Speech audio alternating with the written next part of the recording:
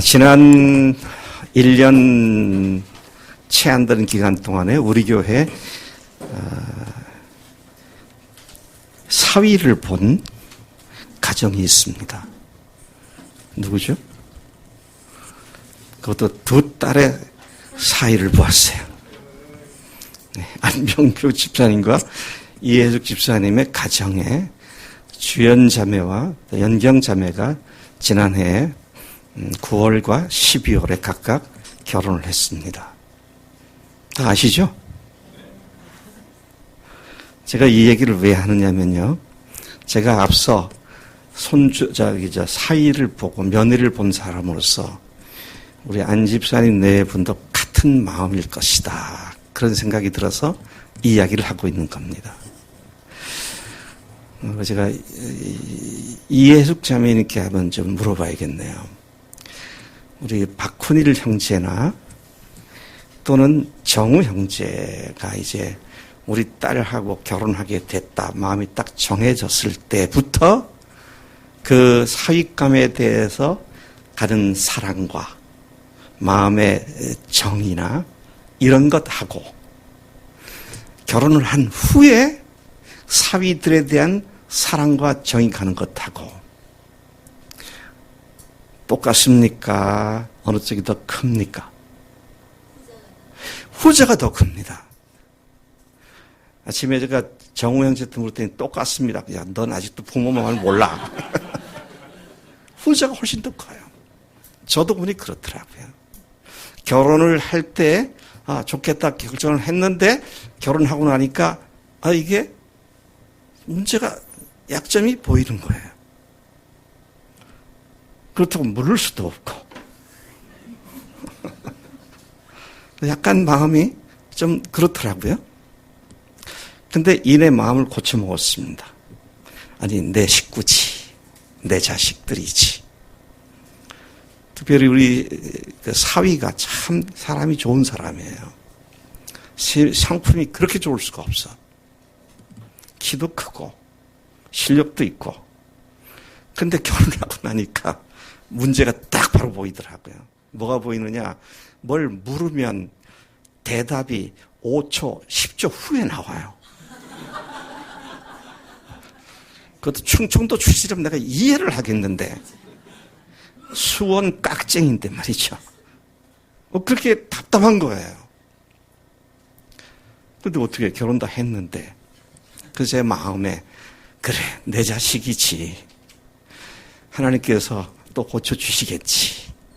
그렇게 마음을 먹고 나니까 차츰차츰 지나면서 그렇게 되더라고요. 그들이 또 아침에 또 우리 일부 예배 때 혜미 선생이 근데 목사님 왜 그렇게 대답을 늦게 했어요? 그러더라고. 그래서 제가 모르긴 하지만 아마 해로 아버지라고 하는 분을 하나 생겼으니까 조심스러워서 생각을 많이 했을 것 같다. 근데 지금은 전혀 그렇지 않고요. 너무도 자기 사역을 잘 감당하고 있어서 너무도 감사하고 기쁘죠. 결혼하기 전과 결혼한 후에 부모로서 자녀들에 대한 사랑, 특히 며느리나 사위에 대한 사랑은 더 큰 사랑이 된 겁니다. 진짜 가족으로서 사랑하는 거죠. 그래서 여러분 그런 의미에 있어서 사랑으로 시작했다가 더 큰 사랑으로 이어지는 것이 바로 그런 관계라는 것입니다.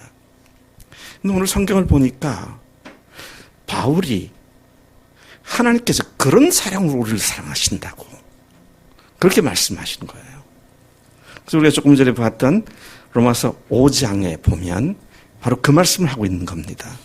5장 9절부터 10절을 보니까 그러면 이제 우리가 그의 피로 말미암아 의롭다 하심을 받았으니 그 다음에 더욱 그로 말미암아 진노하심에서 구원을 받을 것이니 또 10절도 계속 곧 우리가 원수 되었을 때 그의 아들의 죽으심으로 말미암아 하나님과 화목하게 되었은즉 화목하게 된 자로서는 더욱 그의 살아나심으로 말미암아 구원을 받을 것이니라. 그분의 십자가의 죽으심으로 우리가 생명을 얻게 되었다면 그분의 살아나심 때문에 더 분명한 확실한 그 복 가운데 구원을 얻게 될 것이다. 그렇게 말씀을 하고 있는 것입니다. 논조는 이겁니다. 무슨 얘기를 하느냐. 우리가 하나님과 원수일 때에 그분의 원수인 우리를 하나님께서 사랑하셔서 하나님의 독생자이신 예수님을 세상에 보내어 우리를 위해 십자가에서 대신 죽게 하심으로 하나님과 화목하게 하셨는데 이제는 부활로 구원을 받고 하나님 자녀가 된 우리를 더더욱 사랑하시지 않겠느냐. 그렇게 말씀하시는 거예요. 그래서 제가 문법적으로는 틀리지만 오늘 설교 제목을 더더욱의 사랑으로 사랑하시는 하나님, 더더욱의 사랑, 그런 제목을 잡았습니다. 더더욱, 더욱도 아니라 더더욱, 이전보다 더 큰 사랑으로 사랑하시는 하나님이시다. 그렇게 제목을 잡은 것이죠. 우리는 예수님의 십자가의 죽으심과 부활로 하나님의 큰 사랑을 입었을 뿐만 아니라 더더욱 하나님의 사랑 가운데 복을 누리는 자가 된 줄로 믿습니다. 이거 분명히 선포하고 하나님 앞에서 조금도 흔들림 없이 달려나가는 이것이 우리의 믿음이 되는 것이죠. 오늘 이 본문을 묵상하는 가운데 하나님께서 우리 마음에 부어주신 십자가의 사랑이 부활로 말미암아 더더욱 사랑을 받는 자가 되었음을 확신하고 그 사랑을 풍성히 누리는 복된 삶이 되기를 간절히 소망합니다. 하나님께서 우리에게 이 말씀을 주실 때에 5장 우리가 6절부터 읽었습니다마는 5장 1절부터 쭉 이어집니다. 그런데 4장 마지막 절이 뭘 얘기하고 있느냐.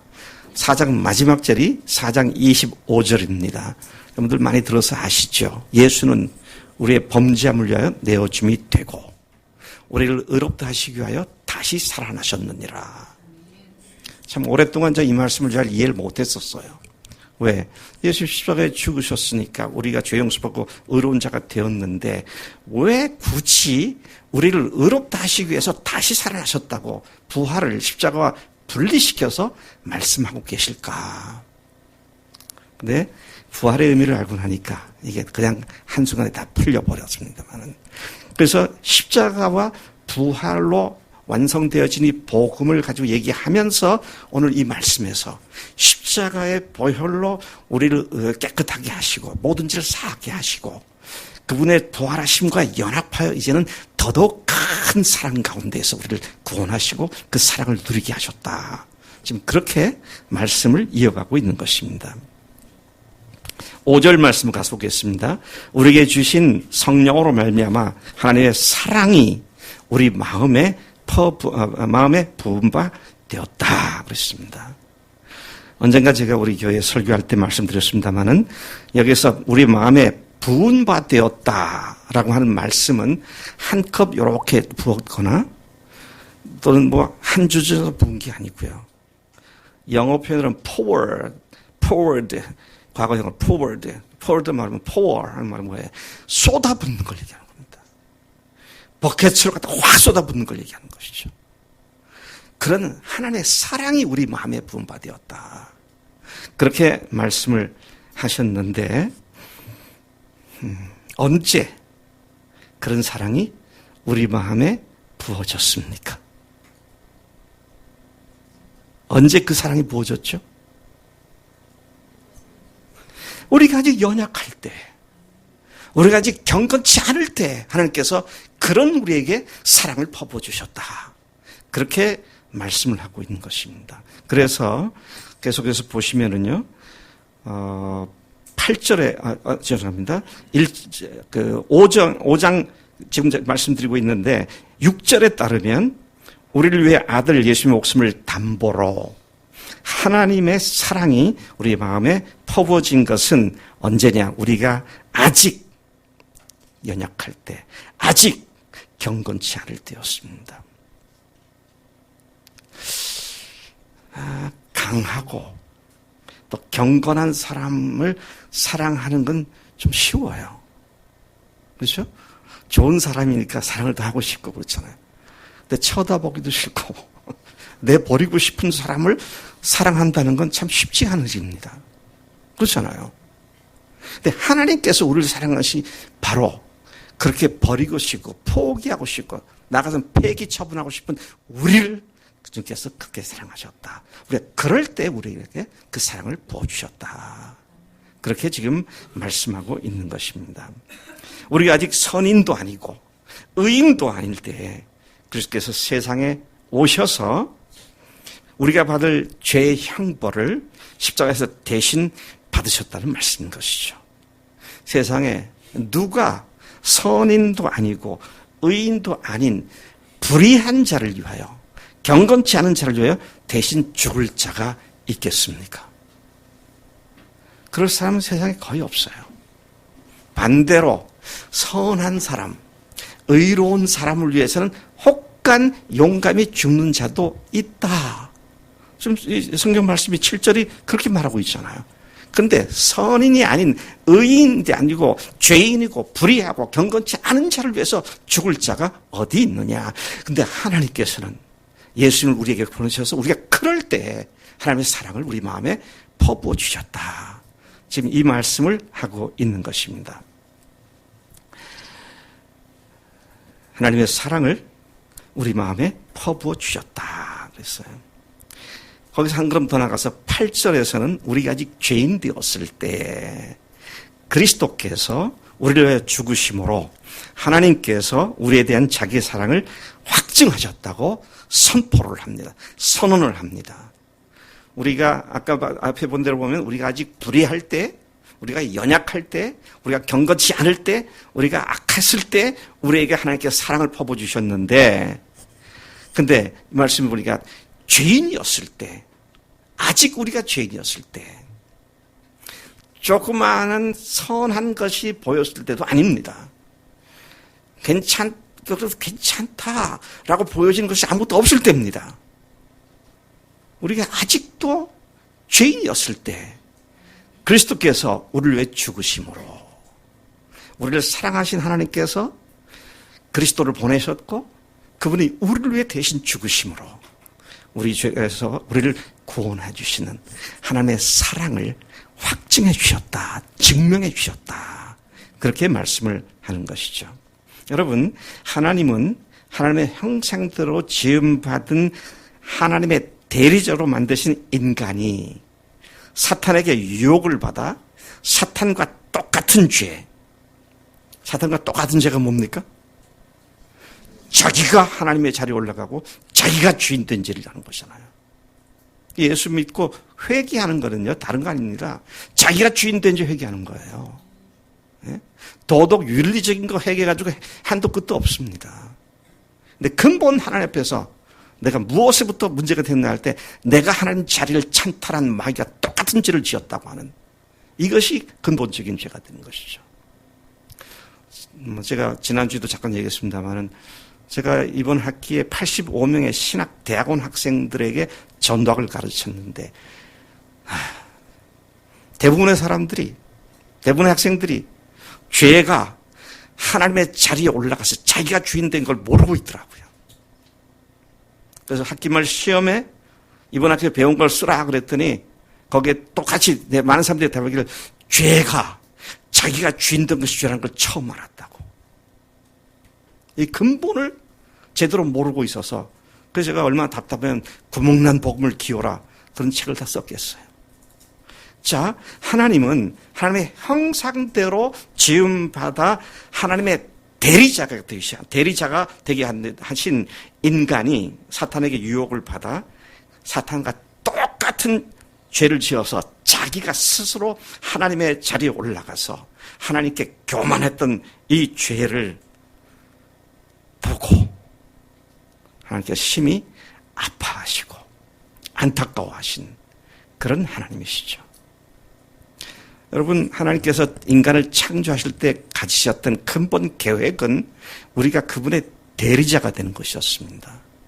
그래서 창세기 1장 26절에 하나님께서 이르시기를 우리 모양대로 사람을 창조하자. 뭐 하려고? 우리를 대신하여 만물을 다스리게 하자. 보면요, 인간 계획을, 인간 창조의 계획 속에 아예 목적이 분명히 나와 있는데 하나님을 대리해서 만물을 다스리게 하는 것이었습니다. 그걸 제가 다른 말로 하나님의 에이전트가 되는 것이다. 그렇게 말을 할 수가 있죠. 그리고 27절에 계획대로 사람을 창조하되 남자와 여자를 창조하시되 하나님의 형상대로 만드셨다 그랬어요. 만물의 영장으로 불려지는 인간이 다른 피조물과 다르다면 딱 한 가지입니다. 하나님의 형상대로 지음받은 것입니다. 그런데 28절에 만드신 피조물들을 향해서, 인간을 향해서 하나님께서 그들의 복주시며 이르시되 생육하고 번성하라, 땅을 정복하고 그것들을 다스리라고 그렇게 말씀하시면서 26절의 계획을 분명하게 28절에서 말씀해 주신 것이죠. 그런데 인간이 그 하나님의 대리자의 그 어마어마한 신분에서부터 벗어나서 자기가 하나님 되겠다고, 바로 그런 죄 때문에 마귀가 똑같이 지옥불에 들어가는 그 비참한 운명에 처하게 됐다는 것을 우리가 잘 알고 있습니다. 근데 하나님께서 그거를 안타까워하게 하신 것이죠. 왜? 하나님의 형상대로 지음받은 인간이 하나님께서 만드신 목적을 전혀 알지 못한 채 마귀에게 휘둘리고 있는 그런 삶에 대해서 하나님께서 심히 아파하시고 안타까워하시고, 그래서 인간들을 어떻게든지 회복시키시기를 원하셔서 그들을 용서하시고 사랑의 관계로 회복시키기를 원하셨기 때문에 하나님께서는 그 사랑의 대가를 치르게 되신 것입니다. 여러분, 사랑은 그 근본 속성 자체가 대가 지불을 요구하는 겁니다. 내가 강선을 형제한테, 강형제, 내가 정말 강형제 사랑해. 100마디를 해도요, 목사님 사랑한다니까 그냥 믿습니다, 고맙습니다, 그럴지 모르지만 나중에 내가 맨날 그 얘기하면 속에 그럴 거예요. 맨날 말로만 사랑한다 그러고. 사랑한다면 대가 지불의 행위가 있어야 되는 거예요. 그래서 바울이 데살로니가 교회에 편지할 때 사랑의 수고와 믿음의 역사와 사랑의 수고와 소망의 인내 때문에 하나님께 감사한다. 근데 사랑은 수고를 동반합니다. 근데 수고라는 말이 헬라어로 다시 살펴보면 코퍼스라고 그래요. 코퍼스. 코퍼스가 뭐냐? 사랑하기 때문에 지불하는 대가입니다. 대가. 근데 하나님께서 우리를 사랑하신다고 말로만 한 것이 아니라 실제로 사랑하시기 때문에 희생의 대가를 치셨는데 어떤 희생 대가를 치셨느냐? 바로 하나님의 아들 독생자이신 예수님을 세상에 보내셔서 우리가 받아야 할 형벌을 그분이 십자가에 다 감당하게 하시는 그런 대가를 지불하신 줄로 믿습니다. 그분이 십자가에서 흘리신 보혈이 단번에 드려진 그 제사가 우리의 모든 죄를 완전히 영원히 사함받게 하시는 하나님의 피가 된 줄로 믿습니다. 그러니까 더 이상 죄 때문에 우리가 지옥 갈 일이 없게 됐잖아요. 근데 그걸 회개하고 믿어야 되는 거죠. 자, 하나님은 그러한 인간들을 어떻게 해서라도 용서하시기를 원하셨고 다시 하나님과 화목하는 관계로 회복시키기를 원하셨기 때문에 아무 사랑할 만한 가치도 없는 죄인, 형벌받아야 마땅한 우리를 위해 하나님의 외아들이신 예수님을 세상에 보내셨고 그분이 십자가에서 우리를 위해 죽게 하셨고 그렇게 하시는 사랑으로 우리를 퍼부어 주셔서 저와 여러분들이 예수를 믿고 구원받는 자리에 이르게 된 줄로 믿습니다. 하나님의 그 사랑의 대가 지불은 예수님의 목숨 그 자체였습니다. 9절 말씀 가서 보면 그러면 이제 우리가 그의 피로 말미암아 의롭다 하심을 받았으니 예수님의 십자가에서 흘린 피가 하늘 성소에 단번에 뿌려짐으로써 우리의 모든 죄를 완전히 영원히 사해 주셨습니다. 이게 뭐 얼마나 감사한지 그냥 이거는 그랬나 보다 할 그런 문제가 아니잖아요. 어떻게 해야 됩니까? 이런 사실이 다시 선포될 때 어떻게 해야 돼요? 이렇게 노랗게 크게 감사 찬송을 해야 되죠. 다시 한번 해보겠습니다. 이게 우리가 이성, 논리적인 것은 차갑습니다. 근데 감성은 뜨거운 거예요. 그래서 제가 평생 신학교 교수라서 그런지 제가 설교하면 사람들이 이 논리적으로는 이해하는데 이 감성이 이게 좀 삭막한 것 같아. 그래서 옛날에 목사님들이 할렐루야 하면 이런 걸 내가 아이고 저렇게 해야 되나 그랬는데 좀 이해할 것 같아요. 그 기쁨을 찬송하고 소리 질러야 되죠. 네. 예수님 십자가에 흘리신 그 피가 어디에 뿌려졌다고요? 하늘 성소에 뿌려짐으로 말미암아 단번에 모든 죄가 완전히 영원히 사해 준 것을 믿습니다. 네. 그래도 아직 제가 흡족한 대답이 아니니까 어떻게 하겠어요? 하루아침에 한 술에 배부를 수 없으니까 계속 훈련을 좀 해야 할 것 같습니다. 자, 그런데 이야기는 거기에 방점이 있는 게 아닙니다. 오늘 본문 말씀은요. 부활로 더더욱 사랑하신 하나님이시다. 이 얘기를 지금 로마서에서 바울이 하고 있는 겁니다. 우리를 향한 하나님의 사랑은 십자가의 죽으심으로 우리를 사랑하신 것을 증명한 것으로 끝난 것이 아닙니다. 오늘 많은 사람들이 십자가에서 끝난 걸로 생각을 해요. 물론 죄를 해결하는 건 십자가에서 끝났어요. 그 뒤에 복음의 또 다른 중요한 요소가 되는 부활이 있기에 우리가 더 큰 사랑 가운데 날마다 들어가게 된 줄로 믿습니다. 9절 다시 돌아가서 보면은요. 그러면 이제 우리가 그의 피로 말미암아 의롭다 하심을 받았으니 더욱 그로 말미암아 진노하시면서 구원을 받을 것이니. 사도 바울은 우리가 죄인이었을 때에 하나님께서 우리를 사랑하셔서 십자가에서 그리스도와 함께 죽었으나 제 말을 잘 들어야 합니다. 누가 죽었다고요? 십자가에서 누가 죽었다고요? 아니요. 우리가 죽었단 말입니다. 예수님과 함께 십자가에 우리가 죽었다는 얘기예요. 그렇죠? 그리스도와 함께 십자가에 못 박혔나니. 그렇지, 이제는 내가 산 것이 아니라 내 안에 그리스도께서 사시는 것이다. 지금 제가 그 얘기를 하고 있는 겁니다. 다시 제가 말씀드립니다. 사도 바울은 우리가 죄인이었을 때 하나님께서 우리를 사랑하셔서 십자가에서 그리스도와 함께 죽이셨으나, 이렇게 하면 더 분명해지죠. 그분의 부활로 다시 생명 가운데 살아난 우리를 얼마나 더더욱 크게 사랑하실 것인가. 지금 이 이야기를 하고 있는 것입니다. 모든 진노하시면서 구원하여 그분과 함께 우리를 하늘에 앉히셨다. 그렇게 말하고 있는 것이죠. 그래서 오늘 많은 사람들이 예수를 믿고 구원받았다 그러는데 실제로 믿은 사람들이 받고 누리는 그 축복이 얼마나 크신지에 대해서 잘 모르는 경우가 많아요. 한번 제가 얘기를 해볼까요? 여러분, 우리가 앞으로 계속 기도하고 노력하면 하나님께서 좀 더 좋은 것 날마다 더 주시고 또 주시고 그러겠습니까? 그래요? 아니에요. 이미 다 가진 자가 되었다고 말합니다. 앞으로 노력하면 겨우 승리하겠습니까? 아니, 이미 승리한 자라고 말씀하고 있습니다. 이게 굉장한 차이가 있더라고요.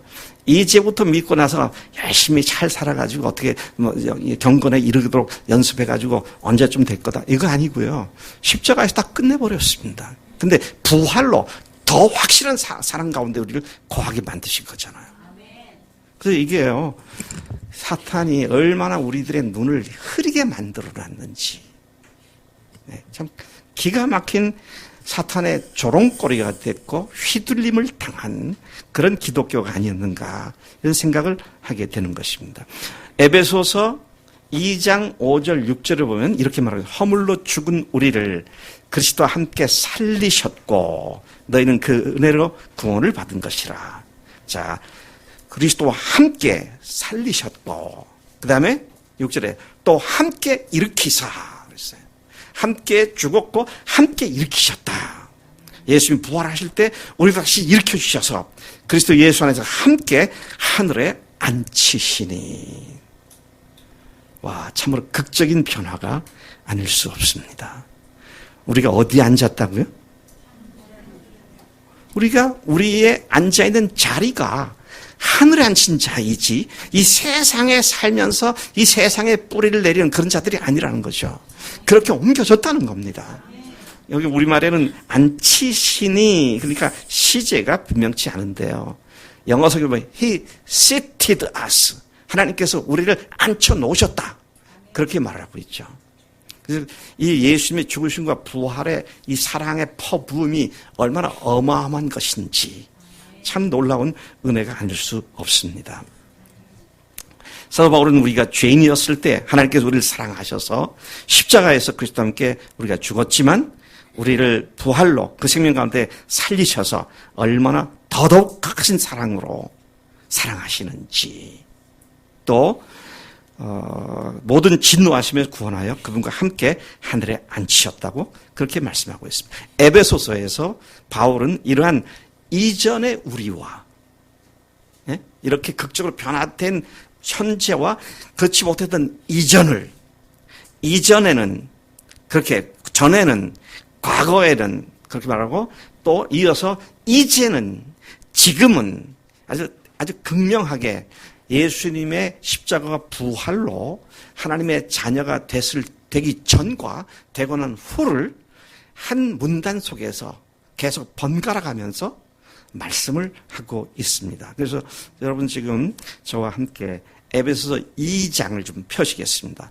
에베소서 2장 1절부터 쭉 보시면서 눈으로 따라오시면 될 것 같습니다. 에베소서 2장 1절부터 3절 1절에서는 그는 허물과 죄로 죽었던 너희를 살리셨도다 딱 선포를 하시고요. 그다음에 2절에 그때의 너희는 그랬습니다.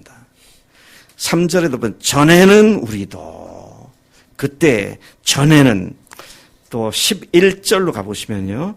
너희는 그때의 육체로는 또 12절에도 그때의 너희는 그리스도 밖에 있었고 그래서 그때에 예수님을 아직 믿지 않고 내가 주인 됐을 때 너희들이 그때 이전에는 어떠했느냐 2절 다시 돌아가면 죄를 짓고 살았고 세상 풍조와 공중권세 잡은 마귀를 따랐었고 3절에 육체 욕심을 따라 살았고 육체의 마음이 원하는 본능에 따라 살았고 그래서 하나님의 진노 아래 있었던 자들이었고 11절에 가서 보면은 그때 육체로는 이방인이었고 유대인들로부터 할례 받지 않은 무리라고 불려졌던 사람들이고 또 12절 그때의 너희는 그리스도 밖에 있었고 이스라엘 나라 밖의 사람으로서 하나님이 주신 그 모든 약속의 언약들에 대해서는 아무 상관이 없는 외인이었고 소망도 하나님도 없는 자였다. 이전에는 그랬었다. 그런데 이제는 어떻게 됐느냐. 아들 예수님의 죽으심으로 죄사함을 받은 너희들은 이제 전혀 다른 존재들이 되었다. 그래서 에베소서 2장 13절부터 19절까지 보니까 13절에 이제는 그렇게 말하죠. 19절에서도 보니까 이제부터는 그렇게 말하고 있습니다. 자, 여기 보니까 전에 멀리 있던 너희가 그리스도에서 그리스도의 피로 가까워졌다. 멀리 있던 너희가 가까운 자가 되었다. 14, 15절에서 보면 이방인과 유대인을 자기 안에서 하나님 안에서 한 새 사람으로 만드셨다. 네? 이방인과 유대인들이면 여러 사람인데 한 새 사람으로 만들었다. 이게 무슨 말이죠? 그리스도의 몸인 한 교회로 세우셨다. 그런 말씀이죠. 그래서 화평하게 하시고 16절 이 둘을 한 몸으로 역시 교회를 얘기하는 겁니다. 이 둘을 한 몸으로 하나님과 화목하게 하시고 원수된 것을 십자가로 소멸했다. 불태워버리셨고 먼데 있는 너희 이방인과 가까운 데 유대인들에게 평안을 전하셔서 18절 이 둘이 한 성령 안에서 아버지께 나아감을 얻게 하셨다. 19절 그러므로 이제부터 너희는 외인도 아니요 나그네도 아니요 오직 성도들과 동일한 시민이요 하나님의 권속 하나님의 가족이다. 20절 너희는 사도들과 선지자들 터 위에 세우심을 입은 자다. 그렇게 변화된 근본 우리의 스테이터스 신분 자체가 어떻게 변화됐는지를 말씀하고 있는 것이죠. 이러한 하나님의 자녀들에 대한 더더욱의 사랑은 성경 각 곳에서 자주 나타나고 있음을 확인할 수 있습니다. 그 중에 머릿속에 제일 먼저 떠오르는 구절 하나가 로마서 8장 32절 말씀이죠. 로마서 8장 32절에 우리 잘 아는 말씀이 아닙니까? 자기 아들을 아끼지 아니하시고 우리 모든 사람을 위하여 내어주신 이가 어찌 그 아들과 함께 모든 것을 우리에게 내어주시지 않겠느냐. 아들을 주셨는데 다른 어떤 것은 아까우니까 못 주고 그런 분이 아니다. 아들을 주셨는데 그 위에 우리에게 주기가 아까운 것이 뭐가 있느냐는 거예요. 참 놀라운 말씀이 아닐 수 없습니다. 독생자 예수님을 우리를 위해 십자가에서 죽고 부활하게 하신 하나님이 당연히 더더욱의 사랑으로 모든 것을 주신다고 그렇게 말씀하신 것이죠. 이러한 더더욱의 사랑은 예수님 친히 말씀하신 바도 있습니다. 어떤 말씀하셨나요? 마태복음 7장 11절을 보니까 너희가 악한 자라도 좋은 것으로 자식에게 줄 알거든 하물며 하늘에 계신 너희 아버지께 구하는 자에게 좋은 것으로 주시지 않겠느냐. 그래서 제가 오늘 설교 제목을 잡을 때 약간 고민을 했어요. 더더욱 사랑이라고 할까? 하물며의 사랑이라고 할까? 같은 말인데 하물며의 사랑, 더더욱의 사랑. 죽으신 그 예수님으로 말미암아 우리 주신 것이 부활로 말미암아 더 큰 사랑으로, 더더욱 사랑으로 우리를 주시고 또 복 주신다 그런 말씀이죠. 이렇듯 하나님의 더더욱의 사랑을 받은 자들의 복됨은 이루 말할 수가 없습니다. 로마서가 아까 봤던 말씀입니다. 5장 10절부터 11절까지 곧 우리가 원수 되었을 때에 그의 아들의 죽으심으로 말미암아 하나님과 화목하게 되었은즉 화목하게 된 자로서는 더욱 그의 뭐로 말미암아? 그의 부활로 말미암아. 참 이게 제가 그랬잖아요. 4장 25절에도 왜 십자가와 부활을 나누어 얘기했을까? 여기서도 또 나누어 얘기하잖아요. 우리가 주님의 십자가의 은혜로 우리가 구원을 받았는데 이제는 그분의 부활로 말미암아 한몫하게 되었기 때문에 한몫한 자에게는 더욱 그의 하심으로 말미암아 구원을 받을 것이니라. 11절에 그뿐 아니라 이제 우리로 화목하게 하신 우리 주 예수 그리스도로 말미암아 하나님 안에서 또한 즐거워하느니라. 한번 여러분 물어보겠습니다. 예수님 안에서 주님의 그 큰 사랑 때문에 즐거워하십니까? 근데 그거는요, 내가 구원받았으니 즐거워하는 그런 즐거움 아닙니다. 여기서 말하는 그 즐거움 아니에요. 이전에 몰랐던 즐거움이에요. 그게 무슨 즐거움이냐? 주님을 섬기는 즐거움이에요. 그전에는 성경 읽자 그러면 그냥 졸려. 마태복음 1장 읽어보세요. 낳고 또 낳고. 뭐처럼 금년 1월 1일부터 성경 읽겠다. 근데 구약은 너무 어마어마하니까 신약부터 읽겠다. 근데 계속 낳고 뭐 이렇게 많이 낳았어. 또 낳고. 누가 보면 가면 그 이상은 누구, 그 이상은 누구, 이상해, 보면. 그런데, 십자가와 부활로 주님의 은혜가 확실하게 퍼부진 것을 알게 되고 확신하게 되니까, 성경에 있는 게 얼마나 재미있는지, 시간이 언제 가고 있는지, 시편 기자의 말씀처럼, 그러니까 송이꿀보다도 단, 이런 기쁨과 즐거움이죠. 지난주에 임민영 자매 얘기를 좀 해야겠습니다. 오후에 있으면 간증을 좀 읽히려고 그러는데 우리 임민영 자매 간증에 있는 걸 그대로 내가 얘기를 하면 몇 달 동안 좀 이렇게 약간 좀 방학 비슷하게 있다가 최소한 형제가 변화하거든 도전을 받아가지고 뭐 최소한 형제 어떤 뭐 얘기 듣고 이것도 아니라 그 자체를 보면서 놀라가지고 내가 이럴 때가 아니지. 정신을 번쩍 차리고 나가지고 지난주에 4사람에게 복음으로 접촉을 했더라고요. 그중에 한 사람은 직접 전도를 했더니 뭐라고 하느냐. 교회에 다녔던 친구인데 부활이 그런 의미인지 한 번도 들어본 적이 없다. 그런 거냐. 그러면서 요청하기를 앞으로 매주 하루 한 번씩 만나가지고 이 복음에 대해서 더 얘기를 해달라고. 또 한 사람은 옛날에 자기를 처음 교회로 데려던 사람인데 그 후에 뭐 교회 상처받고 기독교 안티가 돼가지고 열심히 복음을 전했는데 넌 네가 그거 살아. 난 내대로 살 거야. 냉담한. 근데 보니까 또 실망을 안 했더라고요. 참 그게 이상한 거야. 웬만하면 자존심도 상할 수 있는데 안 실망하고 그 다음에 또 두 친구한테 연락을 해서 대관 형제 어디 있어요? 연차 날 때만 기다리고 그때 이제 책적하고 전화하고 그렇게 하겠다고 말이죠. 제가 임민영 형제한테 전화하고 전도하세요. 그랬겠어요? 안 그랬겠어요? 뭐 전도에 전자도 말한 적이 없어요. 근데 성령께서 그 속에서 역사하시니까 주인께서 말씀하시니까 기쁨으로 하잖아요.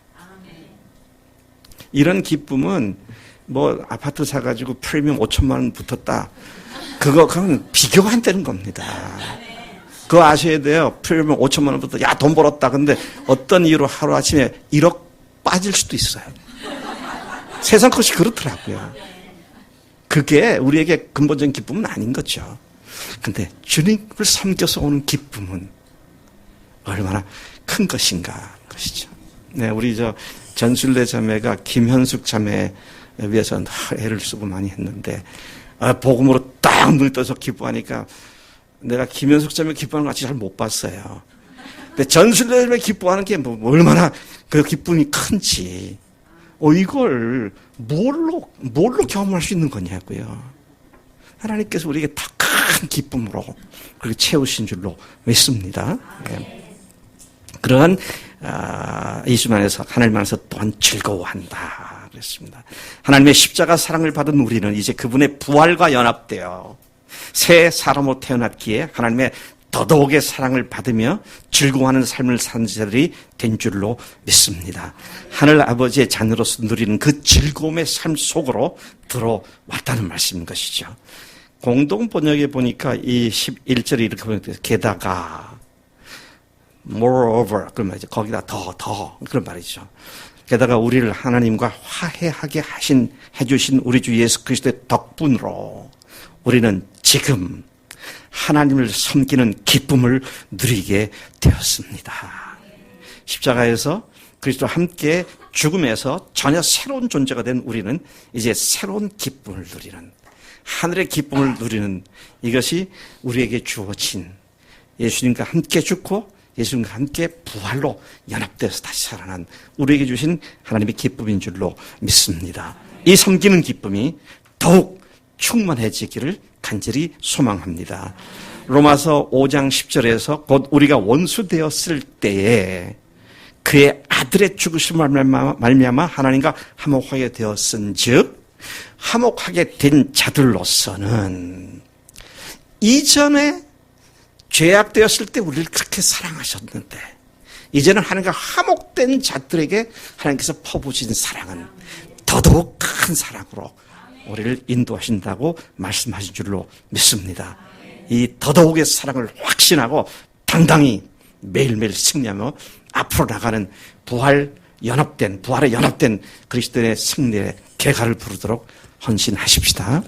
하나님 아버지 감사합니다. 오늘 이 아침에 저희들을 불러주시고 주님의 그 놀라우신 더더욱 크신 사랑, 우리가 아직 죄인 되었을 때 아들을 보내주셔서 죽게 하신 그 사랑보다 이제 그 부활하신 주님으로 말미암아 예수님이 나의 하나님, 나의 주님이라고 고백한 하나님의 자녀들에게 부어주시는 사랑이 얼마나 큰지를 다시 상기시켜 주셔서 감사합니다. 사랑하는 모든 믿는 식구들이 하나님 뒤로 물러가지 않게 하시고 이 사랑에 날마다 자라가게 하시고 이 사랑을 주변 사람들 계속 증거하는 부활의 증인의 역할을 제대로 감당할 수 있도록 복 주시는 줄로 믿습니다. 그렇게 살겠습니다. 감사하고 예수님의 이름으로 기도로 싸움나이다. 아멘. 아멘.